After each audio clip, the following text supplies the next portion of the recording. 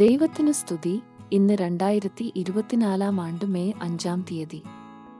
Syro Malabar സഭയുടെ ആരാധനാ calendar അനുസരിച്ച് ഉയിർപ്പുകാലം 6 ഞായർ.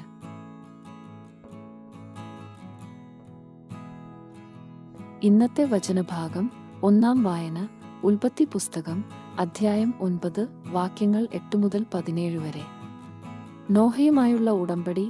നോഹയോടും പുത്രന്മാരോടും ദൈവം വീണ്ടും അരുളിച്ചെയ്തു, നിങ്ങളോടും നിങ്ങളുടെ സന്തതികളോടും ഞാനിതാ ഒരു ഉടമ്പടി ചെയ്യുന്നു. അതോടൊപ്പം നിന്റെ കൂടെ പെട്ടകത്തിൽ നിന്നു പുറത്തുവന്ന ജീവനുള്ള സകലതിനോടും, പക്ഷികൾ, കന്നുകാലികൾ, കാട്ടുജന്തുക്കൾ എന്നിവയോടും നിങ്ങളുമായുള്ള എന്റെ ഉടമ്പടി ഞാൻ ഉറപ്പിക്കുന്നു. ഇനിയൊരിക്കലും വെള്ളപ്പൊക്കം കൊണ്ട് ജീവജാലങ്ങളെല്ലാം നശിക്കാൻ ഇടവരുകയില്ല. ഭൂമിയെ നശിപ്പിക്കാൻ ഇനിയൊരു വെള്ളപ്പൊക്കമുണ്ടാവില്ല.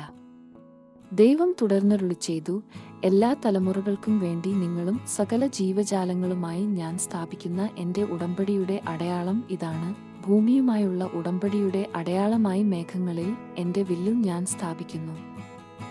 ഞാൻ ഭൂമിക്കുമേലെ മേഘത്തെ അയക്കുമ്പോൾ അതിൽ മഴവില്ല് പ്രത്യക്ഷപ്പെടും. നിങ്ങളും സർവ്വജീവജാലങ്ങളുമായുള്ള എന്റെ ഉടമ്പടി ഞാൻ ഓർക്കും. സർവ്വജീവനെയും നശിപ്പിക്കാൻ പോരുന്ന ഒരു ജലപ്രളയം ഇനിയൊരിക്കലും ഉണ്ടാകയില്ല. മേഘങ്ങളിൽ മഴവില്ല് തെളിയുമ്പോൾ ഭൂമുഖത്തുള്ള എല്ലാ ജീവജാലങ്ങളുമായി ചെയ്ത എന്നേക്കുമുള്ള ഉടമ്പടി ഞാൻ ഓർക്കും. ദൈവം നോഹയോട് അരുളിച്ചെയ്തു, ഭൂമുഖത്തുള്ള സകല ജീവികളുമായി ഞാൻ സ്ഥാപിക്കുന്ന ഉടമ്പടിയുടെ അടയാളം ഇതായിരിക്കും. ഇന്നത്തെ വചനഭാഗം. 2 വായന 2 രാജാക്കന്മാർ അധ്യായം 2 വാക്യങ്ങൾ 1 മുതൽ 15 വരെ. ഏലിയ സ്വർഗത്തിലേക്ക് എടുക്കപ്പെടുന്നു. കർത്താവ് ഏലിയായെ സ്വർഗത്തിലേക്ക് ചുഴലിക്കാറ്റിലൂടെ എടുക്കാൻ സമയമായപ്പോൾ ഏലിയായും എലീഷായും ഗിൽഗാലിൽ നിന്നു വരികയായിരുന്നു. ഏലിയ എലീഷായോട് പറഞ്ഞു, ദയവായി ഇവിടെ നിൽക്കുക. കർത്താവ് എന്നെ ബഥേൽ വരെ അയച്ചിരിക്കുന്നു. എന്നാൽ എലീഷ പറഞ്ഞു, കർത്താവിനെയും അങ്ങയെയും സാക്ഷിയാക്കി ഞാൻ പറയുന്നു, ഞാൻ അങ്ങയെ വിട്ടുമാറില്ല. അങ്ങനെ അവർ ബഥേലിലേക്ക് പോയി. ബഥേലിലുണ്ടായിരുന്ന പ്രവാചകഗണം എലീഷായോട് പറഞ്ഞു, കർത്താവ് നിന്റെ യജമാനനെ ഇന്നു നിന്നിൽ നിന്ന് എടുക്കുമെന്ന് നിനക്കറിയാമോ? അവൻ പറഞ്ഞു, ഉവ്വ്, എനിക്കറിയാം. നിശബ്ദരായിരിക്കുവിൻ. ഏലിയ എലീഷായോട് പറഞ്ഞു, ദയവായി ഇവിടെ നിൽക്കുക. കർത്താവ് എന്നെ ജെറിക്കോയിലേക്ക് അയച്ചിരിക്കുന്നു. അവൻ പ്രതിവചിച്ചു, കർത്താവിനെയും അങ്ങയെയും സാക്ഷിയാക്കി ഞാൻ പറയുന്നു, ഞാൻ അങ്ങയെ വിട്ടുമാറില്ല. അങ്ങനെ അവർ ജെറിക്കോയിലെത്തി. ജെറിക്കോയിലുണ്ടായിരുന്ന പ്രവാചകഗണം എലീഷായോട് പറഞ്ഞു, കർത്താവ് നിന്റെ യജമാനനെ ഇന്നു നിന്നിൽ നിന്ന് എടുക്കുമെന്ന് നിനക്കറിയാമോ? അവൻ പറഞ്ഞു, ഉവ്വ്, എനിക്കറിയാം. നിശബ്ദരായിരിക്കുവിൻ. അനന്തരം ഏലിയ എലീഷായോട് പറഞ്ഞു, ദയവായി ഇവിടെ നിൽക്കുക. കർത്താവ് എന്നെ ജോർദാനിലേക്ക് അയച്ചിരിക്കുന്നു. അവൻ പറഞ്ഞു, കർത്താവിനെയും അങ്ങയെയും സാക്ഷിയാക്കി ഞാൻ പറയുന്നു, ഞാൻ അങ്ങയെ വിട്ടുമാറില്ല. അങ്ങനെ ഇരുവരും യാത്ര തുടർന്നു. അവർ ഇരുവരും ജോർദാന് സമീപം എത്തിയപ്പോൾ പ്രവാചകഗണത്തിൽപ്പെട്ട 50 പേര് അല്പം അകലെ വന്നു നിന്നു. ഏലിയ മേലങ്കിയെടുത്ത് ചുരുട്ടി വെള്ളത്തിൽ അടിച്ചു. വെള്ളം ഇരുവശത്തേക്കും മാറി. ഇരുവരും ഉണങ്ങിയ നിലത്തുകൂടി അക്കരെ കടന്നു. മറുകരെ എത്തിയപ്പോൾ ഏലിയ എലീഷായോട് പറഞ്ഞു, നിന്നിൽ നിന്ന് എടുക്കപ്പെടുന്നതിനു മുമ്പ് ഞാൻ എന്താണ് ചെയ്തു തരേണ്ടത്? എലീഷ പറഞ്ഞു, അങ്ങയുടെ ആത്മാവിന്റെ ഇരട്ടിപങ്ക് എനിക്ക് ലഭിക്കട്ടെ. അവൻ പറഞ്ഞു, ദുഷ്കരമായ കാര്യമാണ് നീ ചോദിച്ചത്. എങ്കിലും ഞാൻ എടുക്കപ്പെടുന്നതു നീ കാണുകയാണെങ്കിൽ നിനക്ക് അതു ലഭിക്കും, കണ്ടില്ലെങ്കിൽ ലഭിക്കുകയില്ല. അവർ സംസാരിച്ചുകൊണ്ടു പോകുമ്പോൾ അതാ ഒരു ആഗ്നേയരഥവും ആഗ്നേയാശ്വങ്ങളും അവരെ വേർപെടുത്തി. ഏലിയ ഒരു ചുഴലിക്കാറ്റിൽ സ്വർഗത്തിലേക്ക് ഉയർന്നു. എലീഷ അതു കണ്ട് നിലവിളിച്ചു, എന്റെ പിതാവേ, എന്റെ പിതാവേ, ഇസ്രായേലിന്റെ രഥങ്ങളും സാരഥികളും. പിന്നെ അവന് ഏലിയായെ കണ്ടില്ല. അവൻ വസ്ത്രം കീറി. അവന് ഏലിയായിൽ നിന്നു വീണുകിട്ടിയ മേലങ്കിയുമായി ജോർദാന്റെ കരയിൽ ചെന്നു. അവന് അത് വെള്ളത്തിന്മേൽ അടിച്ചുകൊണ്ടു പറഞ്ഞു, ഏലിയായുടെ ദൈവമായ കർത്താവ് എവിടെ? അവന് വെള്ളത്തിന്മേൽ അടിച്ചപ്പോൾ വെള്ളം ഇരുവശത്തേക്കും മാറി. അവൻ കടന്നുപോയി. ജെറിക്കോയിലെ പ്രവാചകഗണം എലീഷായെ കണ്ടപ്പോൾ ഏലിയായുടെ ആത്മാവ് എലീഷായിൽ കുടികൊള്ളുന്നു എന്ന് പറഞ്ഞു. അവർ അവനെ താണുവണങ്ങി എതിരേറ്റു. ഇന്നത്തെ വചനഭാഗം 3-ാം വായന വിശുദ്ധ പൗലോസ് ശ്ലീഹ റോമക്കാർക്കു എഴുതിയ ലേഖനം അധ്യായം 8 വാക്യങ്ങൾ 1 മുതൽ 11 വരെ. ശരീരങ്ങളുടെ ഉയിർപ്പ്.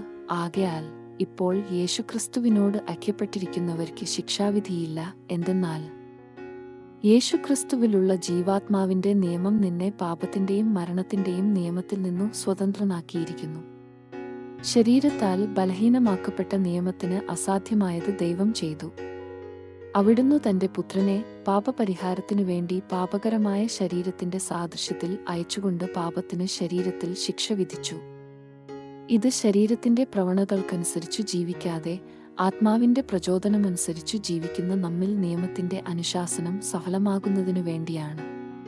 എന്തെന്നാൽ ജഡികമായി ജീവിക്കുന്നവർ ജഡിക കാര്യങ്ങളിൽ മനസ്സുവയ്ക്കുന്നു. ആത്മീയമായി ജീവിക്കുന്നവരാകട്ടെ ആത്മീയ കാര്യങ്ങളിൽ മനസ്സുവയ്ക്കുന്നു. ജഡികാഭിലാഷങ്ങൾ മരണത്തിലേക്ക് നയിക്കുന്നു, ആത്മീയാഭിലാഷങ്ങൾ ജീവനിലേക്കും സമാധാനത്തിലേക്കും. ജഡിക താത്പര്യങ്ങളിൽ മുഴുകിയിരിക്കുന്ന മനസ്സ് ദൈവത്തിന്റെ ശത്രുവാണ്. അത് ദൈവത്തിന്റെ നിയമത്തിനു കീഴ്പ്പെടുന്നില്ല. കീഴ്പ്പെടാന് അതിന് സാധിക്കുകയുമില്ല.